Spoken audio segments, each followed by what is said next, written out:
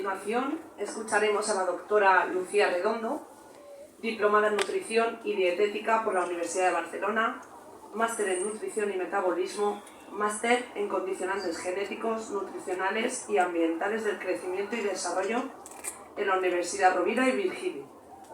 Después de una intensa investigación en el ámbito de aceites y especias, recibió el doctorado en Ciencias por la Universidad Católica de Valencia. Además de la nutrición tradicional, ha profundizado en otras disciplinas, como la psiconeuroinmunología clínica, medicina tradicional china, naturopatía y nutrición ortomolecular. Hoy en día ofrece su propio servicio de planes de salud integrativa y colabora como docente en diversos programas formativos especializados. Muchísimas gracias por la presentación y muchísimas gracias a la asociación por invitarme y por dar visibilidad también a otra mirada en el tratamiento de las enfermedades.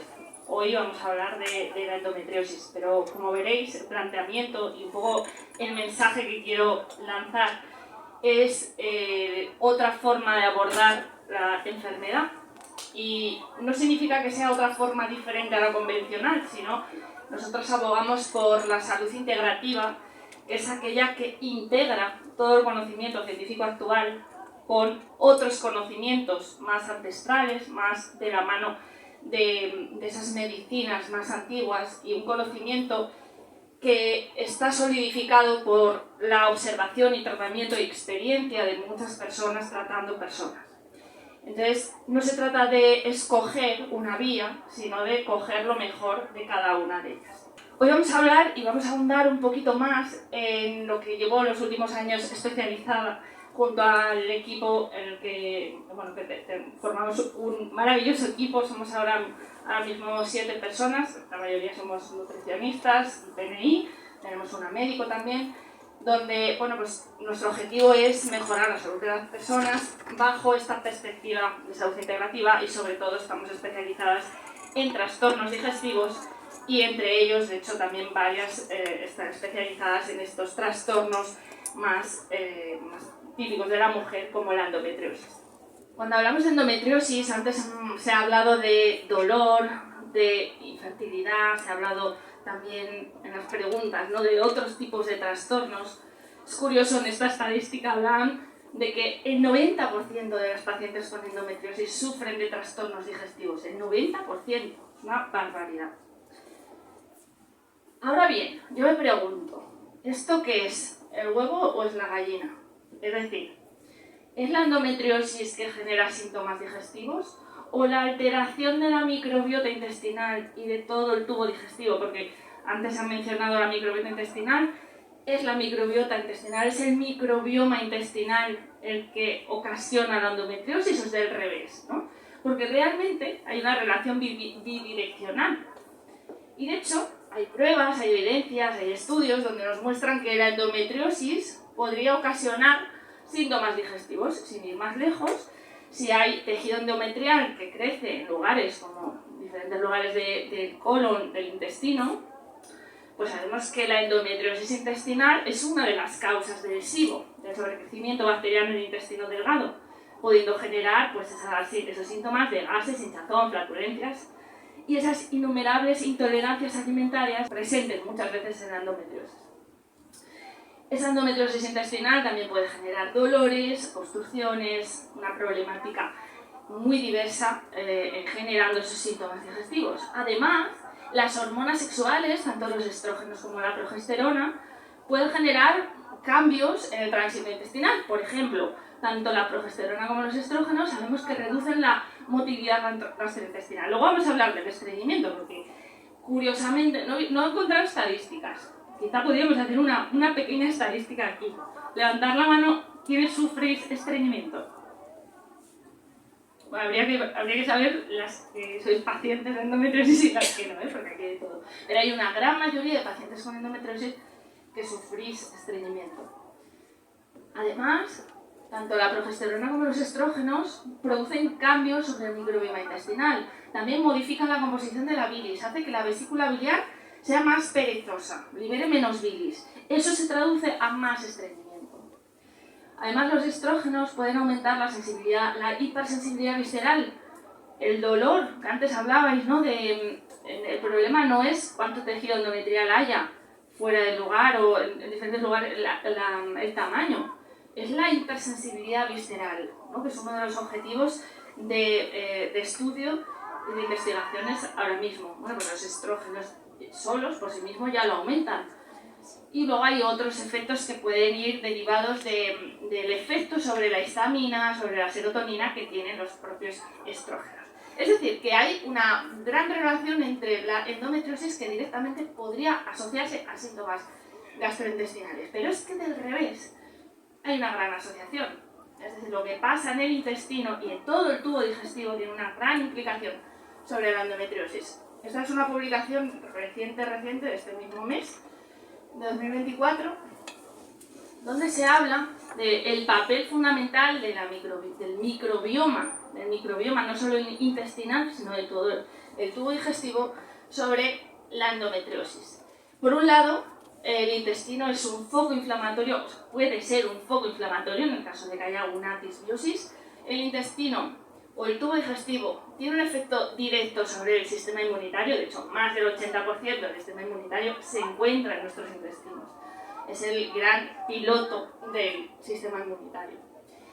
El cerebro, ¿sabéis? La comunicación del eje intestino-cerebro, el gut-brain axis, que cada vez se estudia más, y conocemos esa gran relación. La hipersensibilidad visceral viene condicionada en gran medida por cómo están nuestras bacterias intestinales. Es decir, el que duela o no duela tiene mucho que ver de cómo esté nuestro intestino y cómo sean esas bacterias del intestino. Y por último, esas bacterias también modulan de forma importantísima el metabolismo de los estrógenos, que están muy implicados, como sabéis, en la enfermedad. Este es el ejemplo de los estrógenos. Sabemos que el hígado es el gran detoxificador de estrógenos, que nos ayuda a metabolizar y a eliminar el exceso de estrógenos.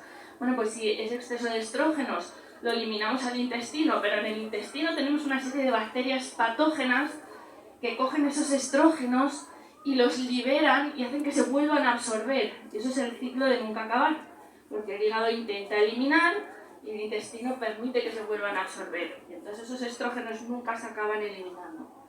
El papel de la microbiota intestinal en este punto es fundamental.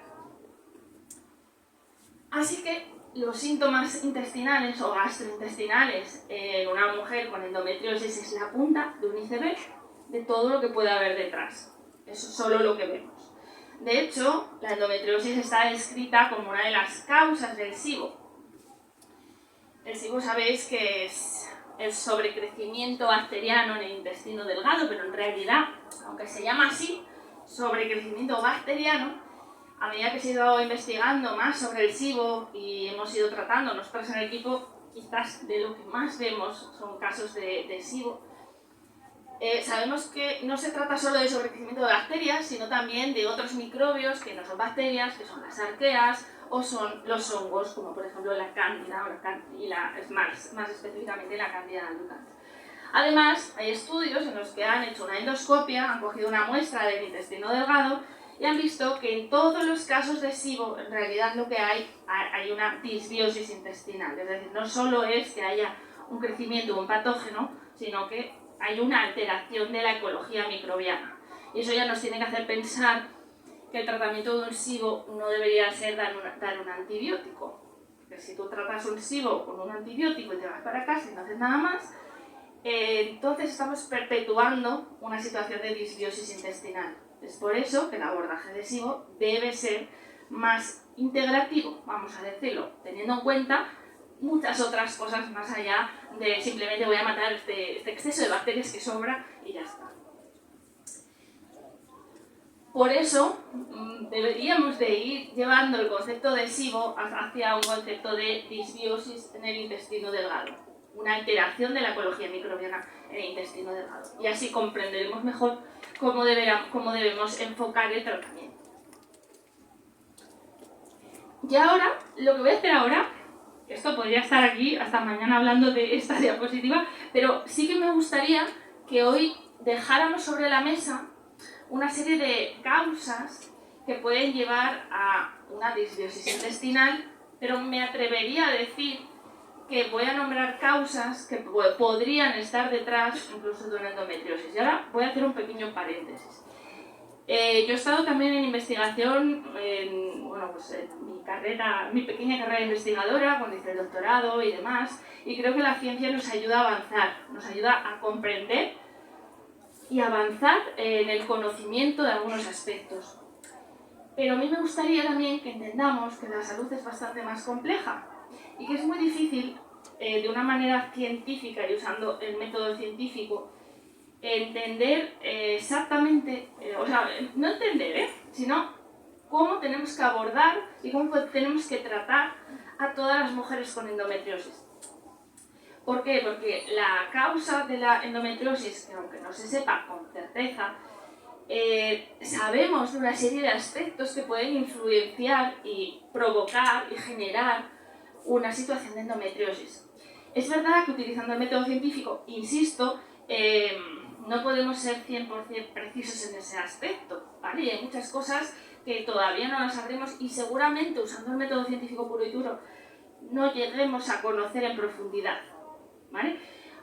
Yo lo que os animo es que comprendamos que una cosa es esa vía investigadora que la necesitamos, y yo creo que el trabajo y lo que nos ha presentado Raúl creo que nos ayuda a entender muchas cosas y creo que tenemos que apoyar ese tipo de investigaciones, pero que en la práctica clínica tenemos que empezar a utilizar otras herramientas. Y yo al menos, y lo que llevamos años haciendo en el equipo, pues utilizamos otras herramientas que aunque no estén 100% comprobadas científicamente, pero echamos mano de pues, pequeños indicios, pequeñas publicaciones y sobre todo conocimientos más ancestrales, ¿vale? Y eso nos ayuda a mejorar la salud de las personas. Y de forma secundaria mejoramos la endometriosis. Pero el prisma es un poco diferente. Cuando hablamos de microbioma intestinal y de, al final, salud, primero voy a ir de arriba abajo. La hipocloridria, la falta de ácido en el estómago, si el ácido no está bien, la microbiota no está bien, porque el ácido del estómago actúa como un filtro, como una barrera, que mata el exceso de microbios que ingerimos con los alimentos. Los inhibidores de la bomba de protones, el omeprazol, que se utilizan durante mucho tiempo, muchas veces el estrés crónico, la infección por Helicobacter pylori, el hipotiroidismo, eso puede generar pues, una situación de hipocloridria. El déficit de secreción biliar y pancreático, la alteración del complejo motor migratorio, por ejemplo, por infecciones gastrointestinales, hay algunas infecciones de Shigella, Campylobacter, que pueden generar a la larga una alteración autoinmunitaria, que puede desencadenar una alteración del complejo motor migratorio y con ello pues, situaciones de SIBO. La celiaquía, por supuesto.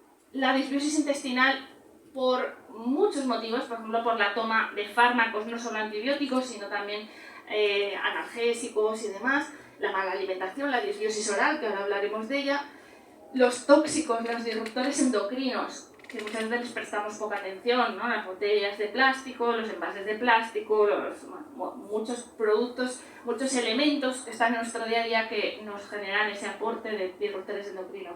Las radiaciones que difícilmente nos libramos de ellas. La hipersensibilidad visceral, también por factores emocionales, disbiosis intestinal. Y un punto que me parece clave, que es la alteración del sistema inmunitario. Y es que al final es el sistema inmunitario el que permite, por un lado, el crecimiento de microbios patógenos y por otro lado, en la endometriosis hay un componente del sistema inmunitario fundamental, que eso lo conocemos con más precisión. El sistema inmunitario puede estar alterado por muchos motivos, desde metales pesados, algo que siempre tendríamos que valorar en situaciones cronificadas, en endometriosis, en disbiosis crónicas, disruptores endocrinos, efectivamente déficit de micronutrientes, el estrés, las micotoxinas generados por los hongos, por los mohos patógenos que están no solo en los alimentos, sino en las paredes de las casas, que muchas veces ni los vemos. Las humedades de las casas generan una serie de micotoxinas, una serie de toxinas muy pequeñas que se volatilizan, que entran por nuestros pulmones cuando respiramos y generan un impacto en el sistema inmunitario brutal. es algo de lo que se habla poco y que, bueno, yo por suerte, a raíz de mi compañera Aida Forner del equipo, que además está aquí, pues llevamos tiempo investigando sobre esto y bueno, viendo realmente el impacto que puede tener sobre el sistema inmunitario y el impacto que puede tener en muchas patologías. Bueno, y por último, la válvula ileocecal, que es la válvula que separa el intestino delgado del intestino grueso. Bueno, pues si hay una alteración ahí, ya sea por adherencias después de una cirugía, por una celiaquía, por una enfermedad inflamatoria intestinal, por una propia endometriosis que afecte a esa zona, pues ahí hay un problema, porque esto es lo que separa, lo que hace que las bacterias del intestino grueso no suban hacia arriba, hacia el intestino delgado. Entonces es una causa muy habitual en estos pacientes de SIBO también. Bien, cuando hablamos del microbioma, o sea, claro, ¿cómo podemos mejorar el microbioma intestinal? Realmente nos tenemos que remontar a cuando estábamos en la barriguita de mamá, hace mucho, mucho tiempo, bueno, unos más que otros. En realidad, en esa ventana de oportunidad, lo que se conoce como ventana de oportunidad, que es el embarazo, el parto, la primera infancia, los primeros alimentos, cómo fue el parto, si hubo estrés, o el embarazo, ¿no? Si hubo estrés, si no, si hubo fármacos, cómo fue el parto, natural, cesárea, cómo hubo lactancia materna, no hubo lactancia materna, cómo fue todos esos años. Eso genera una huella microbiana que nos va a acompañar una parte de ello, seguramente, toda nuestra vida. Eso no significa que no podamos hacer cosas, para eso estamos aquí. Podemos hacer mucho, ¿no? Pero que entendamos que hay personas que tienen una constitución más fuerte y otros más débil, y ya está, ¿vale? Pero que por eso siempre insistimos mucho en toda esa ventana de oportunidad de que hay que cuidar la microbiota ahí. Efectivamente, cuando somos adultos, pues la alimentación, la toma de fármacos, el estrés, el sedentarismo, ¿no? El hacer deporte, el contacto con la naturaleza, muchísimos factores, al final todo se ha visto que influye en el microbioma intestinal. Todo. Y la gran pregunta, ¿no? Es cómo podemos mejorar a nuestro microbioma. ¿Cómo mejoramos? Ojalá fuera tan fácil como tomarte una pastilla con un probiótico y con eso se reestructurará la ecología microbiana. Seguramente no estaríamos aquí hoy si fuera así de fácil. Entonces, como es un tema muy amplio, en el cual, como os decía, si todo influye en la microbiota, pues imaginaros que tenemos que tocar muchos aspectos para llegar a mejorar esa microbiota. De hecho, uno de ellos es mejorar el sistema inmunitario, para que el sistema inmunitario controle a esos microbios. Y hoy he querido seleccionar algunos aspectos que creo que pueden ser más de vuestro interés, ¿vale? La alimentación, los ritmos circadianos, la boca, el tratamiento que ahora vemos y las herramientas prácticas para el seguimiento, un poco por esa alta prevalencia que vemos. Bien, sobre alimentación, evidentemente el primer punto, tenemos que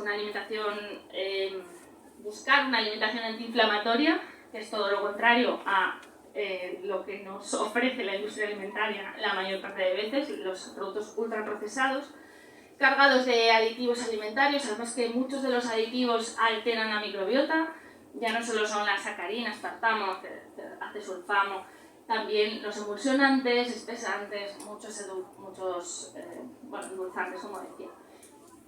Cada vez se estudian más aditivos, cómo van afectando a la microbiota intestinal. Cuando hablamos de productos ultraprocesados, hablamos de esa mezcla, ¿no? de esos aditivos, azúcares, grasas y demás. Y luego la montaña rusa que yo digo, la montaña rusa del azúcar, la montaña rusa de la glucosa. Estamos habituados a comer muchas veces al día, a comer hidratos de carbono en altas cantidades varias veces al día. Y eso genera muchos picos de glucosa, muchos picos de insulina y acabamos pues como en la montaña rusa.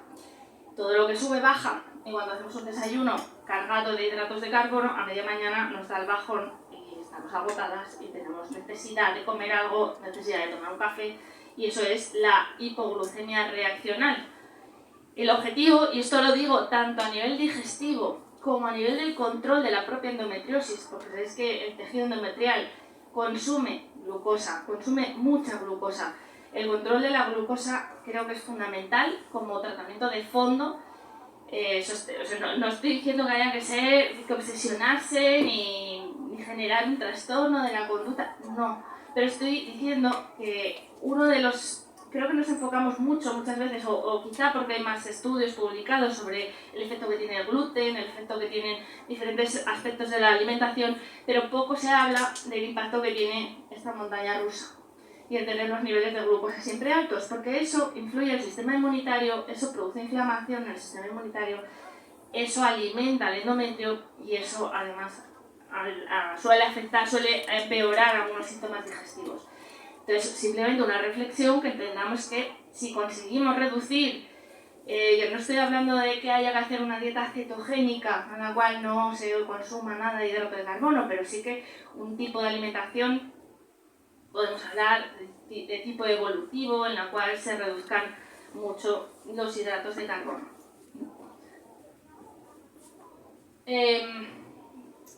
Hablaba de que muchas veces, pues eso, comemos muchas veces a lo largo del día y hay un aspecto fundamental para controlar esos síntomas digestivos y es el descanso digestivo. Es decir, si estamos todo el día comiendo, haciendo 5 o 6 comidas al día, no estamos permitiendo el mecanismo protector del SIBO natural que tenemos, que es el complejo motor migratorio, que son movimientos naturales que ocurren en el estómago y intestino delgado, que lo que van haciendo es arrastrar y eliminar el exceso de microbios de comida para dejarlo limpio para la próxima comida. Entonces, para que permitamos eso, pues hay que reducir el número de comidas al día y alargar el tiempo que ocurre desde la cena hasta el desayuno. ¿Vale? Alargar, yo siempre hablo de mínimo 12 horas, ¿vale? Cuenta cuando acabas de cenar hasta que empiezas a desayunar, mínimo 12 horas, y si son más, pues mejor, pero ir también viendo en cada caso y poco a poco y adaptándose. Al final, esto es una cuestión de adaptación. Para estimular o recuperar el complejo motor migratorio, hablamos de ese descanso digestivo, no más de 3 comidas al día, y todo lo que son técnicas de relajación también nos van a ayudar a favorecer esto. Por la mañana en ayunas podemos tomar algo, hacer algo que nos ayude a estimular un poquito ese complejo motor migratorio, como son los sabores ácidos y la grasa, los sabores grasos. En la medicina ayurvédica siempre recomiendan esa cucharadita de ghee, que es la mantequilla clarificada, en ayunas por la mañana, puede ser una idea, o un aceite con limón en ayunas. El utilizar estos sabores por la mañana en ayunas nos pueden ayudar a favorecerlo. Aquello que bloquea el complejo motor migratorio es la glucosa, los sabores amargos y el agua fría. ¿Vale? Siempre el agua templadita por la mañana, mejor. Y luego, algún otro aspecto de interés para esta parte relacionada a la alimentación, durante las comidas, si bebemos mucho líquido y encharcamos el estómago con mucho líquido, pues podemos conseguir una digestión más pesada. Aunque digas, pues si solo he bebido agua, bueno, pues si te has bebido 1 litro de agua, a lo mejor no es lo más adecuado. Y además, si el agua está fría, peor todavía. En este estudio comparan el efecto que tiene el beber agua a 2 grados, a 37 grados, a 60 grados. Yo esto no sé si se quemaron la boca o qué, pero es muy caliente. Pero se ve que la frecuencia de contracciones gástricas era mayor cuanto más caliente es el agua y menor cuanto más fría es el agua. Así que si bebemos agua, pues que sea del tiempo, que no esté fría idealmente durante las comidas. Mejor beber agua fría que Coca-Cola, ¿vale? Eso lo tenemos claro, ¿eh? Y no pasa nada si lo hacemos de vez en cuando y demás. Pero es verdad que sobre todo si tenemos esta sintomatología de digestiones lentas y pesadas y que la comida tarda mucho en digerirse, pues bueno, mejor poquita agua y si es del tiempo, mejor. Y luego pues entramos en el maravilloso mundo de las intolerancias alimentarias. Como os decía, se habla mucho de la sensibilidad al gluten no celíaca. De hecho, hay artículos publicados en los cuales se observa que la eliminación del gluten puede ayudar a reducir el dolor, la hipersensibilidad visceral. Y es que el gluten es una proteína que no somos capaces de digerir. Ninguno. Ni endometriosis ni no. No digerimos la proteína. Es una mezcla de proteínas, pues hay una parte de esa proteína que no digerimos. Y entonces cuando comemos pan, pues queda como residuo un trocito, un péptido, un trocito de proteína que puede generar reacciones inmunológicas. Evidentemente, cuando hay celiaquía, pues es a lo bestia, y cuando no, pues depende de la persona. Podemos tener estado del intestino, de muchas cosas. En casos de endometriosis, por lo general, se observan mejorías cuando se elimina el gluten. Cuidado cuando quitamos el gluten, porque no se trata de quitar el gluten y sustituirlo por productos sin gluten, porque entonces seguimos con la montaña rusa que os decía antes, ¿vale? Entonces hay que dejar el gluten, pero al final es cambiar la forma de comer, ¿vale? Comer otras cosas. Dentro de las intolerancias alimentarias asociadas, cuando hay síntomas digestivos, cuando hay un SIBO, por ejemplo, muchas veces aparecen la intolerancia a los FODMAPs, que son todos esos alimentos que son altamente fermentables, pues como la manzana, la pera, el mango, la alcachofa, las legumbres, ¿vale? Varios tipos de verduras, de frutas. También pueden aparecer intolerancias a compuestos azufrados, dependiendo del tipo de disbiosis intestinal. Es decir, esto no es, tengo la barriga hinchada, pues voy a hacer dieta baja en forma. Eso no funciona así. En función del tipo de disbiosis que haya, en función del tipo de alteración y de la tolerancia de cada persona, pues habrá un tipo de intolerancias u otras. Y por último, puede aparecer también la intolerancia a la histamina. ¿Habéis oído hablar de la histamina? Algunos sí. Cuando hablamos de la intolerancia a la histamina, y además relacionado con la endometriosis, explico una cosita. El problema de la intolerancia a la histamina es que no es como me como una manzana y paso toda la tarde con la barriga hinchada. La intolerancia a la histamina, hoy me como un poquito de atún, mañana un trocito de jamón, pasado otro trocito de queso, y al otro me como una lata de mejillones y me aparece la sintomatología, que son pues dolores musculares, articulares, migrañas, picores, agotamiento, cansancio. Hay muchísimos síntomas asociados a la histaminosis que no hay por qué tenerlos todos, ni mucho menos. De hecho, hay pacientes en los cuales, yo tengo pacientes que igual solo tienen migrañas brutales y no tienen nada más, ¿no? O tienen solo un agotamiento bestial. De hecho, la fatiga crónica se relaciona mucho con la histaminosis. Es un exceso de histamina en el organismo. También puede producir la típica rinitis, congestión nasal, ¿vale? Pero ya os digo que hay mucha variedad de sintomatología y de pacientes. Brevemente, para que simplemente entendáis que muchas veces detrás de la endometriosis puede estar presente una histaminosis. Hay 4 causas de la histaminosis.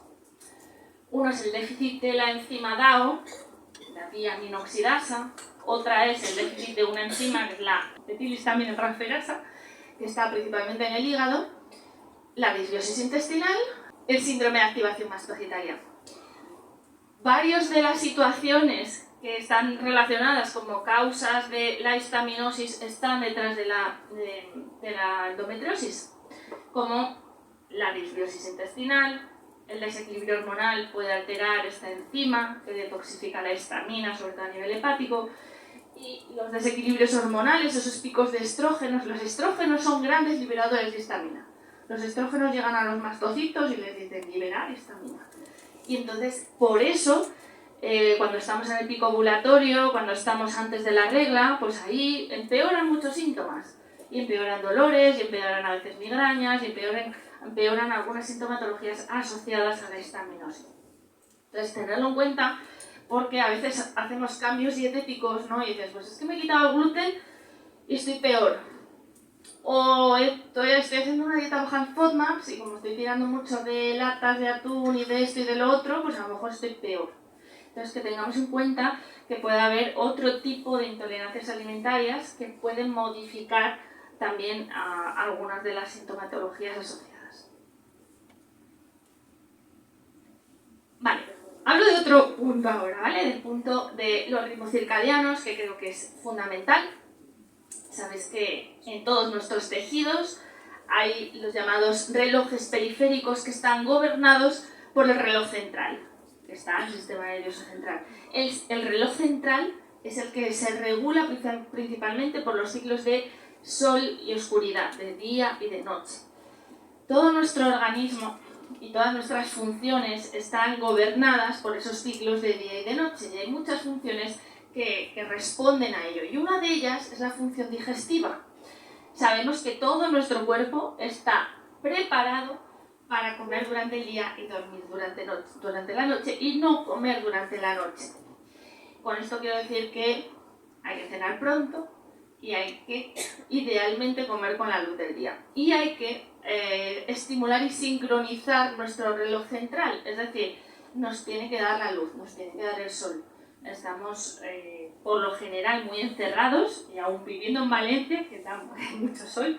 Yo que soy de León, que allí hace más frío y da más pereza salir. Aquí tenemos mucho sol y a pesar de eso nos da poco sol. Y a pesar de eso, además, tenemos niveles de vitamina D bajísimos, ¿no? Y tenemos que estimular y exponernos más al sol, sin protector solar. Sabemos, fijaros qué curioso, esto es comer, o sea, la misma comida, cuando la hacemos, ¿os ha pasado alguna vez que os sienta mejor lo que habéis comido para desayunar o para comer? Y eso mismo lo habéis comido para cenar y os ha sentado mal. A mí me ha pasado.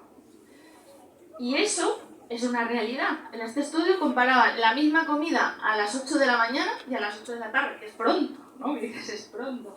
Bueno, pues hay diferencias.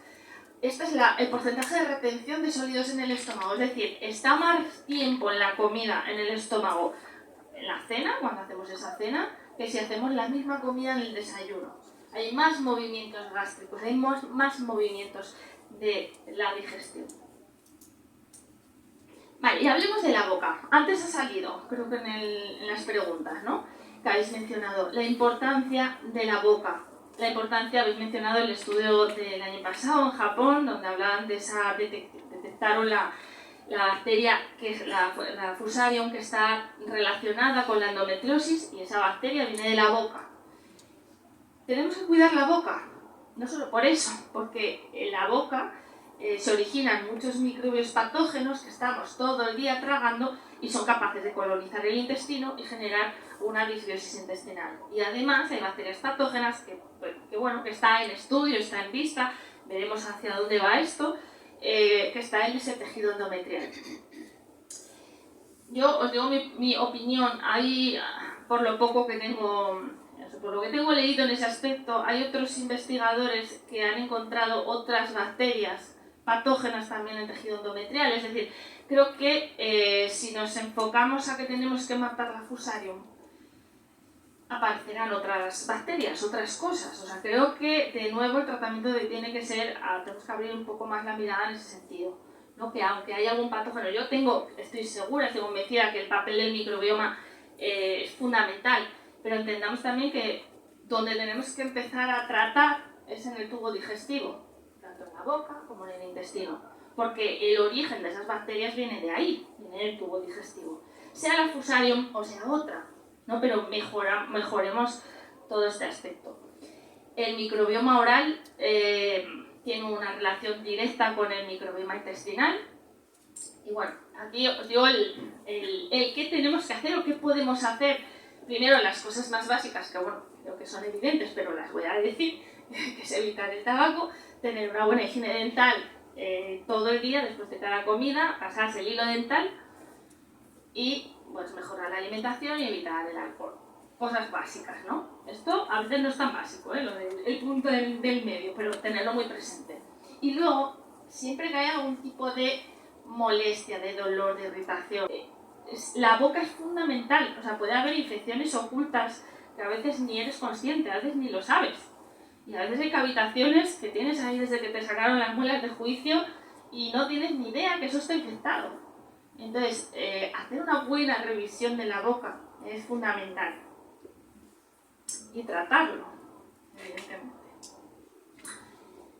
Bien, y cuando hay un SIBO y hay una disbiosis en el intestino delgado, pues nosotros lo que hacemos es un tratamiento por fases, siempre bajo la mirada de esa salud integrativa que decía antes. Podemos hablar también de la psiconeuroinmunología, la PNI. ¿Qué es la PNI? En realidad simplemente es entender la relación entre los sistemas de nuestro cuerpo, es decir, entender que el sistema inmune está íntimamente relacionado con el sistema nervioso, el sistema endocrino, con el microbioma intestinal y que somos todo uno, ¿no? Y que no podemos analizar o entender algo por separado porque al final dentro de nuestro cuerpo está todo relacionado. Y como decía antes, El tratamiento integrativo es, yo no digo que no podamos usar un antibiótico para tratar un SIBO, de hecho en algún caso nosotros lo usamos. De hecho, justamente ahora se va a publicar el año...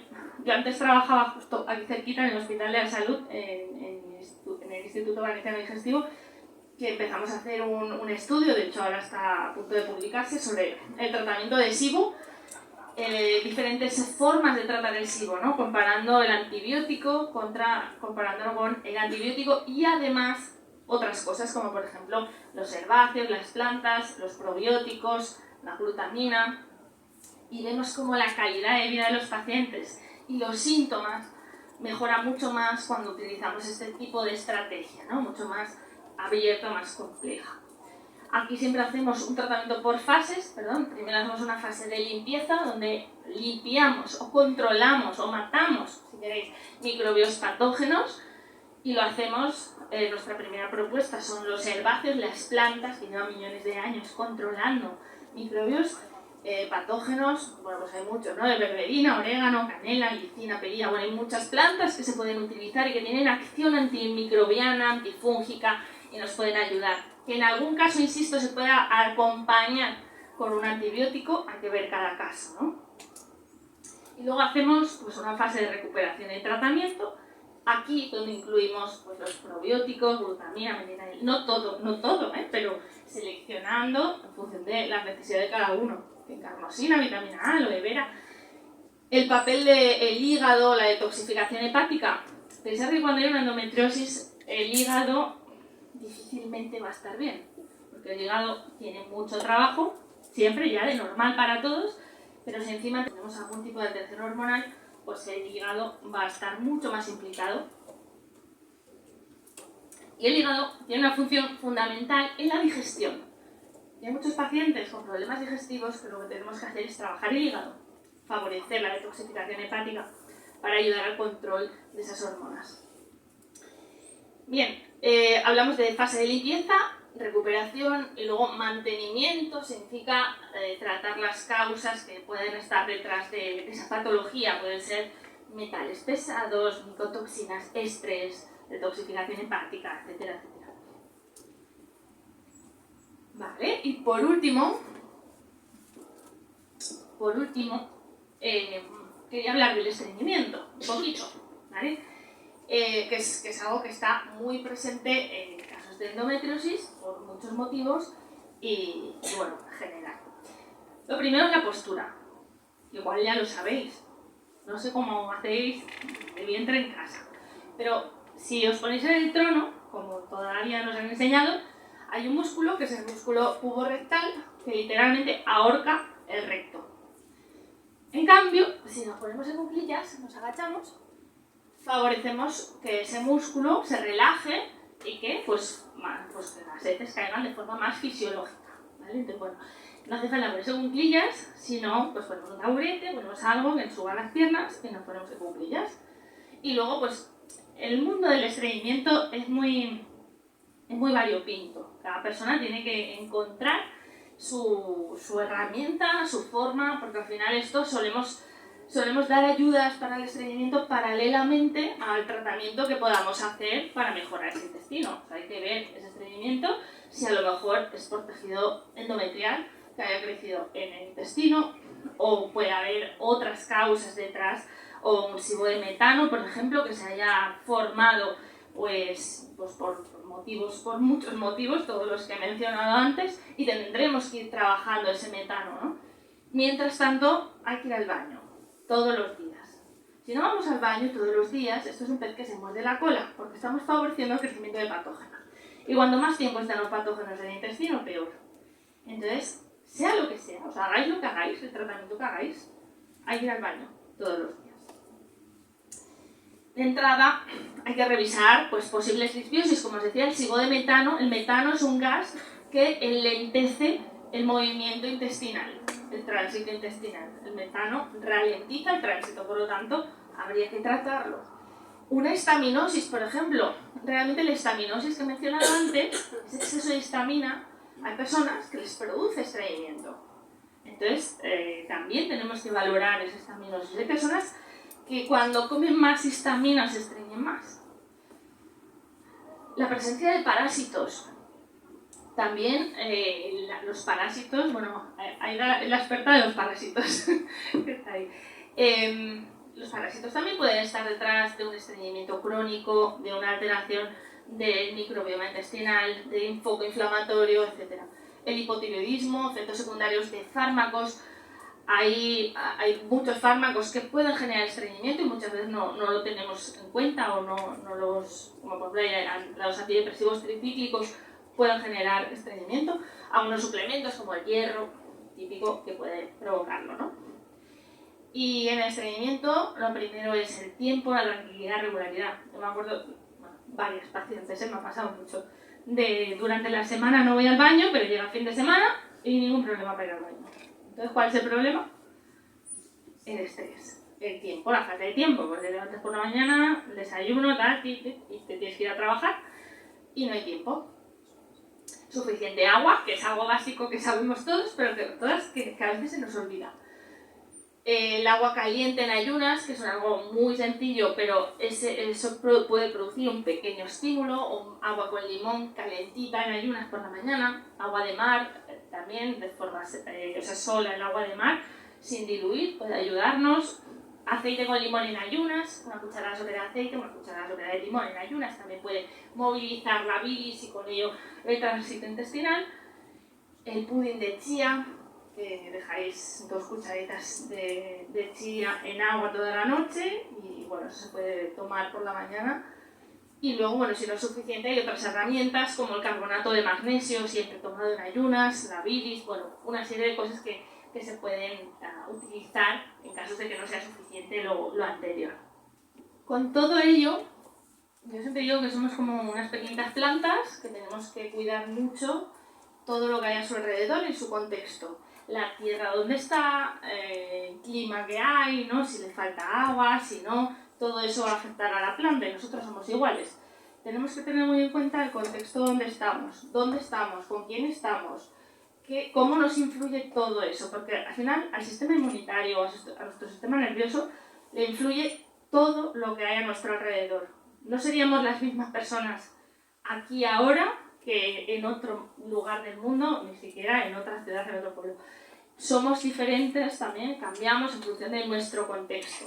No estoy hablando de que haya que cambiar de lugar, hablo más de dónde estamos a nivel social, de las relaciones personales, familiares, que también nos influyen. Todo lo que hacemos son decisiones que tenemos que ir dando para cuidar esa plantita. Bueno, y también, tanto en endometriosis como problemas digestivos, esto no es una línea que vaya así, ¿no? Cuando empezamos un tratamiento, cuando empezamos cualquier terapia, pues a veces pues llega a lo mejor el verano, o llegan las fallas, o llega la Semana Santa y pasan cosas y cambiamos nuestros hábitos, o no pasa nada y simplemente, o no sabemos lo que ha pasado, simplemente pues ha habido una recaída y se me ha hinchado la barriga otra vez y me vuelve a doler, si antes no me dolía y me vuelve a doler otra vez. ¿Qué ha pasado? No pasa nada, simplemente piensa cuando empezaste ese tratamiento, cuando empezaste, hace una mirada atrás de hace un año, ¿cómo estabas hace un año? ¿Cómo estabas? ¿Cómo era tu dolor? ¿Era todos los días? Ahora no es todos los días. ¿Cómo estaba tu barriga? ¿Estaba siempre hinchada? Ahora a lo mejor no está todos los días hinchada. Al final hay que verlo siempre con perspectiva y la salud no es lineal porque afectan tantas cosas que son muy difíciles muchas veces de controlar. Bueno, pues con todo ello agradecer a mi equipo porque con ellas son con las que aprendo todos los días y muchas gracias a vosotros. Ahora, si queréis hacer preguntas. Bueno, quizás una pregunta con total desconocimiento, pero cuando te hacen las pruebas de SIBO y das que sí, que tienes SIBO, mi pregunta es, para hacer el tratamiento, ¿se puede saber esa disbiosis de qué es? ¿O vamos un poco a ciegas con el tratamiento? ¿Se puede saber qué es lo que hay de más, qué es lo que hay de menos con algunos tests? Vale, cuando hablamos del SIBO, que antes os he puesto en la diapositiva SIBO, disbiosis intestinal en el intestino delgado, ¿no? Es que hay voy a hablar de dos cosas, ¿vale? Porque has mencionado varias. Hablamos de una disbiosis en el intestino delgado. La disbiosis en el intestino delgado es la más problemática, es la que genera más intolerancias alimentarias, porque en el intestino delgado es donde digerimos y absorbemos los alimentos, entonces es cuando empiezan intolerancias alimentarias varias y múltiples y muy variopintas. Y efectivamente están descritas o clasificamos los tipos de disbiosis en el intestino delgado en 4 tipos.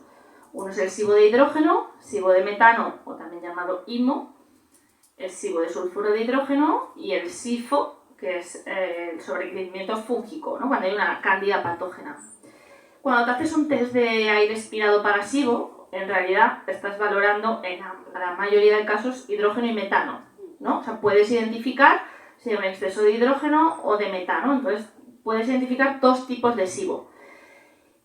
Si te sale uno de esos, ¿vale? Pues puedes focalizar un poquito más el tratamiento ahí, pero es cierto que puede aparecer también un SIBO de sulfuro de hidrógeno y una cándida. Para identificar esos es un poquito más complicado. Hay algunas pruebas indirectas, por ejemplo, algún análisis en orina que se puede hacer de arabinosa arabinitol para sospechar cándida. Podemos hacer algún análisis para sospechar que haya una cándida patógena.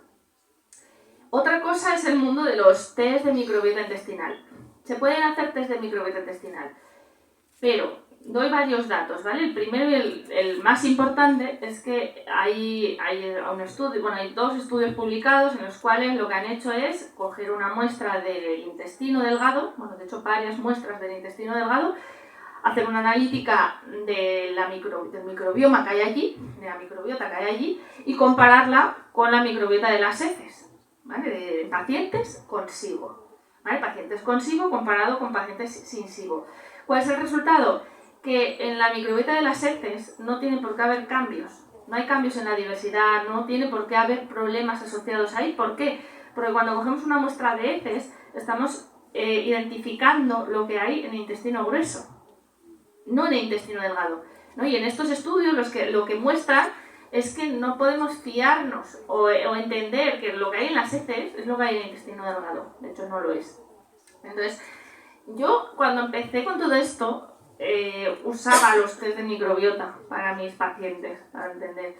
Con el tiempo, bueno, por varias cosas que pasaron muy claves en mi vida, entendí que no era necesario, y no es necesario, llevamos muchos años trabajando así, o sea, no es necesario para abordar un problema digestivo un test de microbiota intestinal. A día de hoy, por un lado no tenemos la suficiente información como para trasladar eso a la práctica clínica, y por otro lado, insisto que no es lo mismo lo que hay en las heces que lo que hay en el intestino delgado, entonces no me sirve para ello. No sé si contesto un poco a lo que preguntaba. Sí, porque me lo preguntaba, ¿no? Como una vez te han diagnosticado SIBO, el siguiente paso, bueno, si se podía de alguna manera llegar que de información buena, pero que lo que vemos es que no es tan bueno para... Claro, pero fíjate que cuando te diagnostican SIBO, tendríamos que ver cómo se ha diagnosticado ese SIBO, porque si se ha diagnosticado con un test de aire expirado y lo que sale alto, por ejemplo, es el metano, pues ya tienes identificado que es un IMO, es un SIBO de metano. Tienes un exceso de arqueas metanogénicas en el intestino que están generando mucho metano, y eso te está pues generando la barriga hinchada, gases, estreñimiento, etc. De todas formas, lo más importante son, y eso lo explico mucho en el curso de SIBO que hago, es, primero son los síntomas. Primero son los síntomas que hay. Es decir, primero hay estreñimiento, hay diarrea, hay heces blandas, hay heces con olor. Los gases hacen ruido cuando se expulsan, no hacen ruido, porque todo eso nos da información. Entonces, partimos de los síntomas. Si luego hacemos la prueba de SIBO y coincide, maravilloso.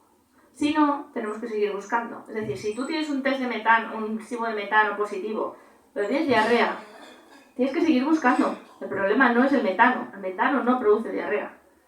Entonces, es para que sepamos que las pruebas son complementarias a los síntomas, a lo que pasa, a los síntomas que vemos. Lo más importante es eso. Y por no hablar de que, claro, ahora se habla mucho de SIBO, pero no todo es SIBO. Es decir, hay pacientes que ya nos llegan con el test hecho y, oye, que yo tengo SIBO, vamos a tratar el SIBO. Y es, espérate, o sea, hemos descartado otras cosas. Puede haber una celiaquía, puede haber una enfermedad inflamatoria intestinal, puede haber parásitos, que muchas veces están asociados. Entonces, bueno, que no todo es SIBO y mirarlo siempre, y sobre todo las pruebas, ¿no? Que no nos centremos solo en las pruebas. Yo hay pacientes que lo veo tan claro del libro que no me hace falta hacerle una prueba. O sea, si todo cuadra, lo puedo tratar directamente. No es necesario siempre pruebas.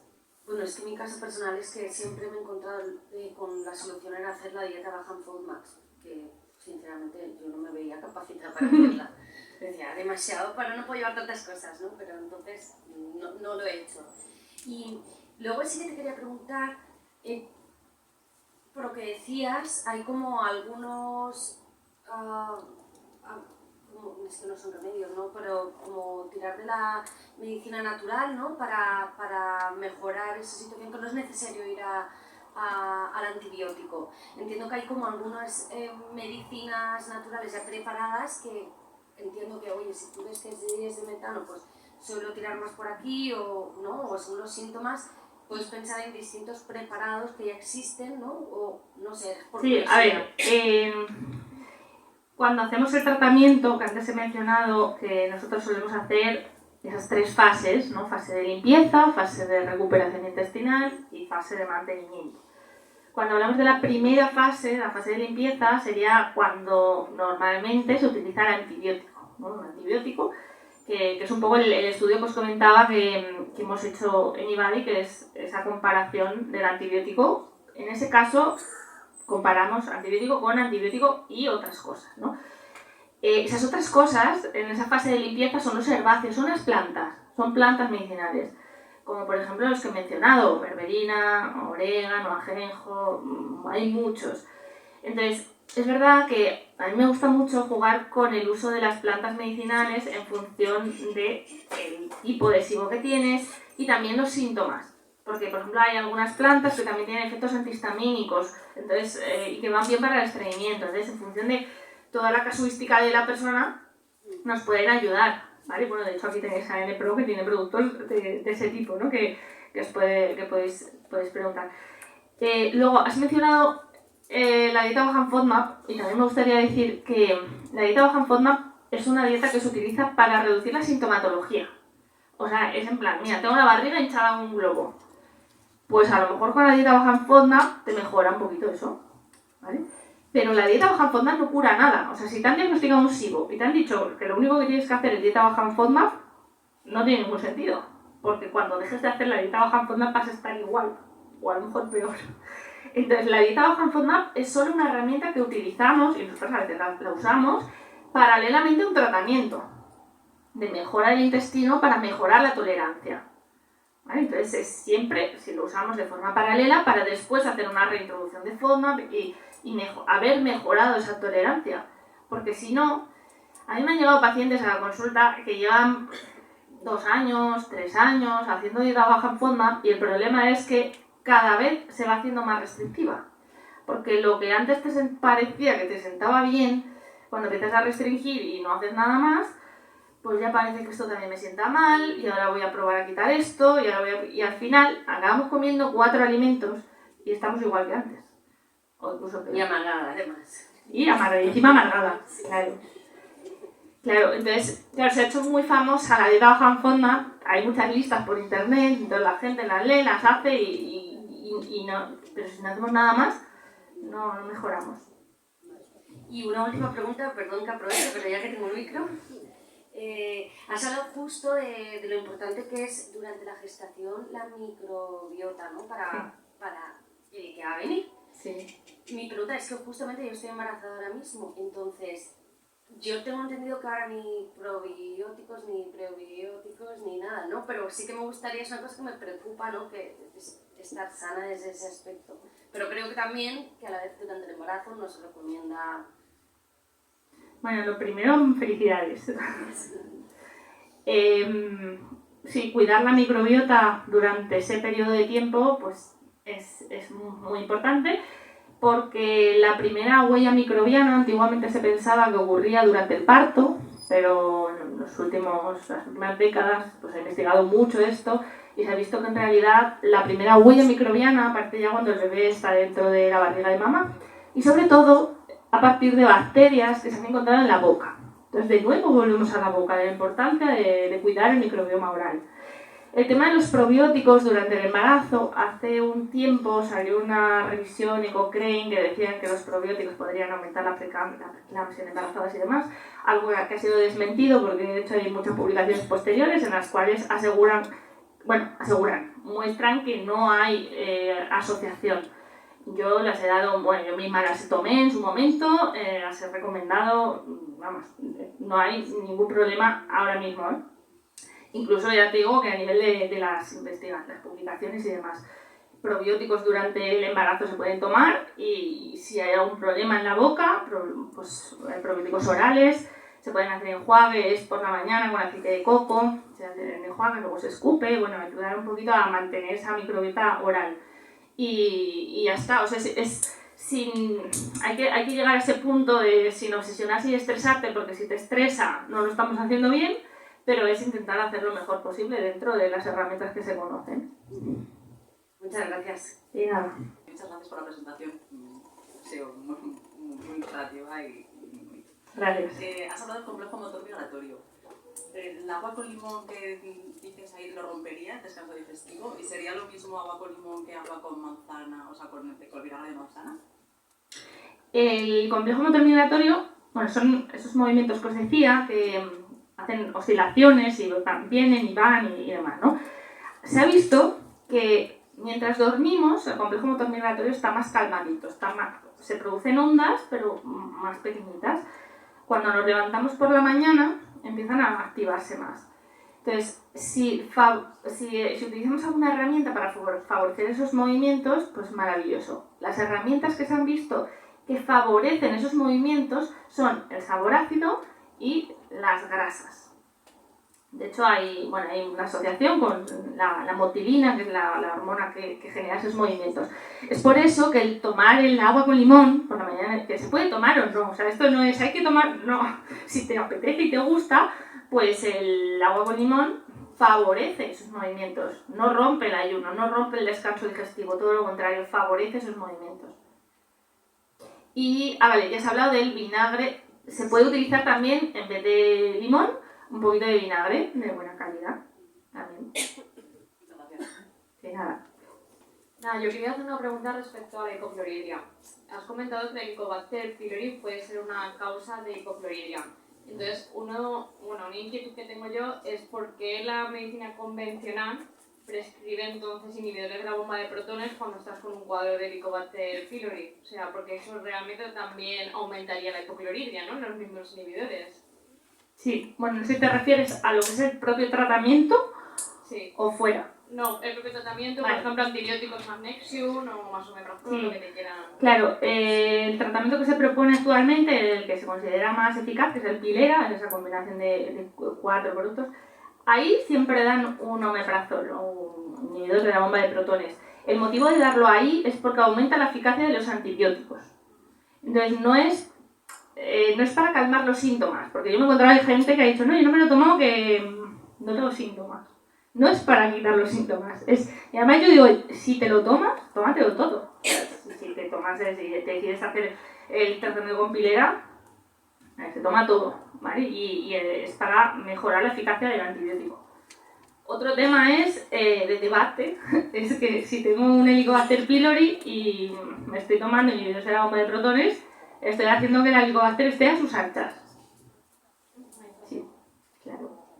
Entonces ahí es también entender que el por qué hay una infección de Helicobacter pylori, porque luego hay mucha gente que se hace el tratamiento con Pilera y luego recae y luego vuelve a aparecer, porque cuando hacemos el tratamiento para el antibiótico, para el Helicobacter, muchas veces la Helicobacter no muere, sino que se aletarga, se genera una forma cocoide que se llama, que es como un circulito, una burbujita, y está ahí como aletargada. Entonces, si vuelven a aparecer los mismos condicionantes que había antes, ese contexto del que hablaba antes, pues el estrés, la mala alimentación, etcétera, etcétera, pues vamos a favorecer otra vez el crecimiento de la bacteria. Y fijaros que algo parecido con lo que comentaba antes de la endometriosis, la Helicobacter pylori, ahora en los últimos estudios van viendo que, sabéis que el problema de la Helicobacter es el miedo que hay a que eso favorezca un cáncer gástrico, ¿vale? Bueno, pues lo que han visto es que a medida que se van generando los tejidos neoplásicos, la Helicobacter pylori va bajando y van creciendo otros patógenos. Os lo digo un poco como reflexión de que cuando centramos toda nuestra atención hacia un microbio, nos olvidamos de todo lo demás. Y yo sé que el mundo de la microbiota intestinal en los últimos años ha hecho una explosión, ¿no? Y ha sido el boom, y no paran de publicar sobre la microbiota intestinal, la microbiota endometrial, la microbiota bucal, oral. Pero los propios investigadores dicen que en realidad nos hemos gastado billones y billones de dinero en investigar, hacer fotografías del microbioma intestinal, que ha sido necesario para comprender, ha sido necesario, pero que realmente para llevarlo a la práctica clínica tenemos que entender que la vía es entender el microbioma. El microbioma es la relación entre todos los microbios, es el ecosistema. Entonces, por ejemplo, cuando hay una infección por Helicobacter pylori, el problema es que hay una disbiosis gástrica.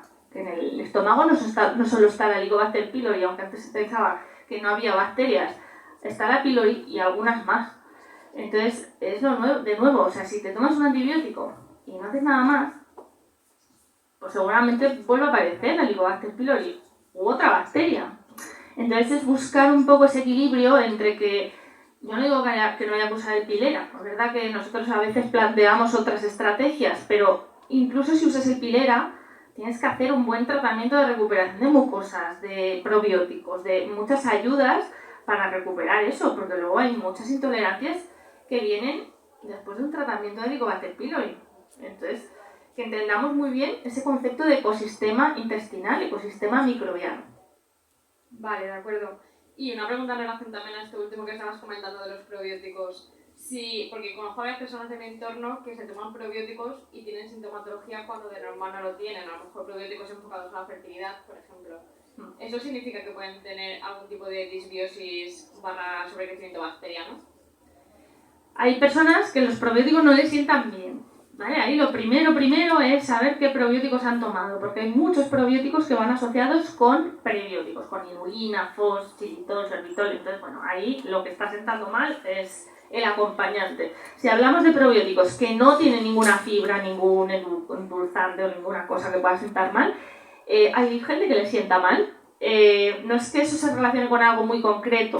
Por mi experiencia, un motivo que a veces pasa es que hay algunos probióticos, algunas cepas probióticas que son capaces de liberar histamina y otras aminas biógenas. Entonces, si estamos en un cuadro de histaminosis, tener cuidado con los probióticos que tomamos, porque las aminas biógenas, entre ellas la histamina, que es la más famosa, la fabrican muchas bacterias. Entonces, hay algunos probióticos muy famosos, como el Reuteri, el famoso, la cepa más estudiada. Es un liberador de histamina, que es maravilloso para muchas personas, pero que nosotros nos hemos encontrado muchos pacientes que igual hay probióticos que no toleran. Hay algún paciente, y ahí te digo que ya son pocos, que no toleren un Rhamnosus GG, por ejemplo, un Lactobacillus rhamnosus GG, que es de los más seguros en histaminosis porque ni genera histamina, incluso ayuda a degradarla. Entonces, hay muy pocos pacientes que esas cepas ya les sienten mal. Hola, buenas tardes. Lo primero, muchas gracias por la exposición. Ha habido muchísima información muy interesante. Y mi duda, has comentado que un aumento de los estrógenos aumenta la sensibilidad visceral, ¿no? Sí. Vale, entonces, en mi caso, por ejemplo, me acaban de diagnosticar hace poquitos meses endometriosis y llevo ya 2 tratamientos y uno de los tratamientos lleva estrógenos y además estoy dentro de ese 90% de personas con estreñimiento crónico que llevo padeciendo desde incluso antes de que me diagnosticaran la endometriosis. Entonces, no llego a entender si tengo estreñimiento crónico y un aumento de estrógenos puede producir todo lo que es la sensibilidad intestinal visceral cómo mandan medicamentos que llevan estrógenos. Mira, es un poco con lo que empecé hablando. Eso no quiere decir que a alguna persona, o sea, que a una persona le pueda ir bien ese fármaco, ¿vale? Pero que por lo general, porque son fármacos, ¿vale? Aunque sean, por lo general, los fármacos tienen efectos secundarios, entonces te pueden mejorar unos aspectos y a lo mejor otros no. Y ahí es donde hay que valorar si me vale la pena. ¿Me vale la pena? A lo mejor vale la pena. Yo ahí no me meto, pero que es asumir que cuando entramos en la vía farmacológica y en la vía en esa vía única, porque ya os digo que para mí no hay dos medicinas, sino que hay una medicina que integra lo mejor de cada una. Si solo vamos por una medicina, pues tenemos que asumir algunos efectos secundarios. Entonces, ya el por qué se manda esto, o sea, se manda porque a lo mejor con ese fármaco se consigue algo muy concreto, un objetivo muy concreto, y eso se consigue. Y hay que poner en la balanza. ¿Vale la pena? Sí, pues se toma. ¿Vale? No, pues entonces se buscan otras soluciones. Sí, de hecho el ginecólogo que me ha mandado este segundo tratamiento ha sido el que me ha recomendado que vaya a un médico de digestivo y ya me están empezando a hacer pruebas, me van a hacer el adhesivo, o sea que él, quiero decir que es consciente que yo tengo ciertas patologías que me están afectando a nivel intestinal. Entonces, claro, como has comentado que el aumento de estrógenos puede llegar a afectar a lo que es el sistema intestinal, pues claro, la verdad es que no llego a entender muy bien cómo mandan este tipo de medicamentos cuando ya saben que tú tienes una patología intestinal. O sea, ya, pero insisto en que, mira, la medicina hoy en día ha evolucionado mucho la medicina, pero la medicina está enfocada a tratar por separado nuestros órganos y sistemas. Es un poco el enfoque que yo planteaba ahí de la PNI. La PNI es darle la vuelta, es entender que los estrógenos están íntimamente relacionados con el intestino. Pero eso, en la medicina actual, cada médico es muy bueno en ese apartado. Pero pues eso te mandan al digestivo y además, pues en el digestivo a lo mejor te sacan que tienes un SIBO, te dan un antibiótico y así, ¿no? Y el antibiótico también tiene sus efectos secundarios. Entonces es un poco el planteamiento que yo quería un poco poner sobre la mesa, es entender que hay otras formas que son complementarias y que nos pueden ayudar a integrar todo esto, ¿no? Y porque si no al final acabamos con a unos pacientes que nos vienen tomando 8.000 fármacos, cada uno para una cosa diferente. Y a lo mejor es que hay problemas que los están ocasionando los mismos fármacos y se dan fármacos para ese problema y así sucesivamente. Entonces, es un poco cambiar la mirada. ¿Alguna pregunta más? Lucía, gracias. Gracias, señora.